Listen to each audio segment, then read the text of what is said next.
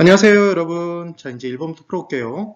부동산 운영 수지 분석에 관한 설명으로 틀린 것을 골라보라 합니다. 이런 문제가 나오면 무조건 가공기, 조순, 전후, 경저세를 딱 적어놓고 풀어주세요. 그럼 정말 가뿐하게 풀려요. 1번. 가능 총소득은 단위 면적당 추정 임대료에. 그래서 예를 들어 제곱미터당 100만 원이라고 볼까요? 거기에 임대 면적이 500제곱미터면 500을 곱하면 되겠죠? 5억이 되겠네요. 이런 식으로 구한 소득이더라. 5억. 근데 가능 총소득은 1년 내내 꽉 차서 만실로 돌아갔을 때 가능한 총소득이고 배째라 배를 내미는 사람이 없을 때만 가능하다고 그랬잖아요. 현실성이 결여되어 있기 때문에 현실성을 높인 게 유효 총소득이었다. 그래서 유효 총소득은 가능한 총소득에서 가공기, 공실, 손실 상당액 보통 5% 정도 깐다고 그랬죠. 불량부채 충당액을 차감하고 기타 수입을 더하여 구한 소득이다. 공 빼고 기 더한 거 맞죠? 기타 소득을 더하는 거예요. 5. 그 다음 3번. 순영업소득. 순영업소득 여기 있네요. 그럼 유효총소득에서 영업경비를 빼야 되는데 각종 영업의 수입, 기타 소득을 또 더한다고 얘기했네요. 그러니까 X죠. 3번이 틀린 답입니다. 4번. 세전 현금 흐름은 저는 당연히 순영업소득에서 부채 서비스액을 차감한 소득이죠. 부채 서비스액은 저당의 저당 상수를 곱해서 나온 저당 지불액이었어요. 원리금이었다는 걸 꼭 기억해 두세요. 기억나셔야 됩니다. 그 다음 세후 현금 흐름은 세전에서 영업소득세를 차감한 소득이죠. 그래서 세후는 당연히 세금을 뺀 후일 거예요. 그 세금이 재산세가 아니라는 거 기억해 두세요.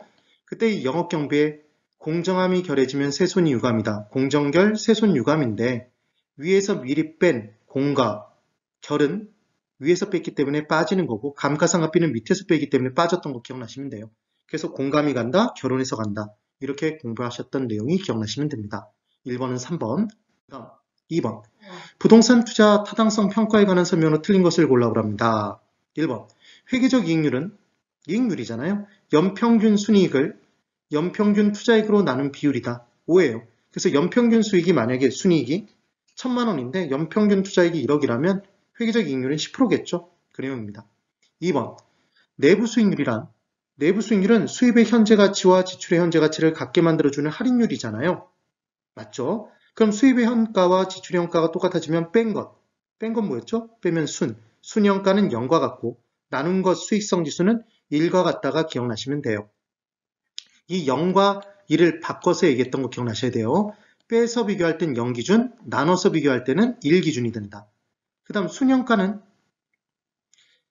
미래 수입을 요구 수익으로 할인한 후에 수입의 현가와 지출의 현가의 크기를 비교한 거니까 화폐 시간 가치를 고려했네요. 즉 할인했다는 얘기죠. 그래서 우리 MM으로 어떻게 기억했었냐면 할인은 순수 내 마음대로 요구한다. 기억나세요? 그래서 할인연금 수지분석법, 순현가법, 수익성지수법, 내부수익률법이 있었네요.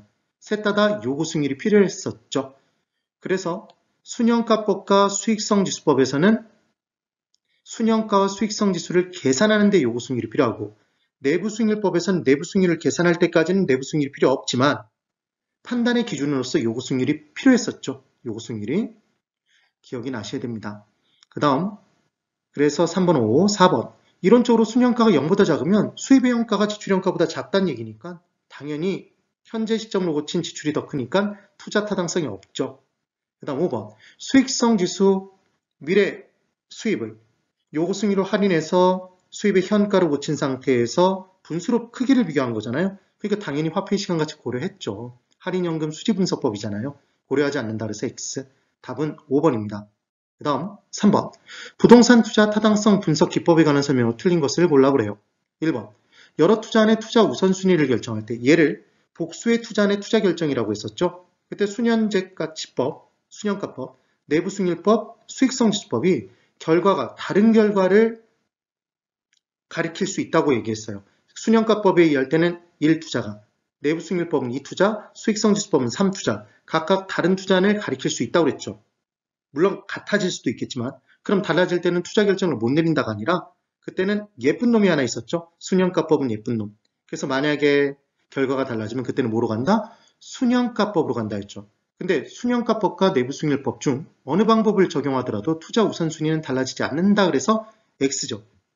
달라졌을 때 그때는 뭐로 간다? 반드시 부의 극대를 추구할 수 있는 순현가법을 따른다 였어요. 기억 꼭 하셔야 됩니다. 순현가법은 예쁜 놈.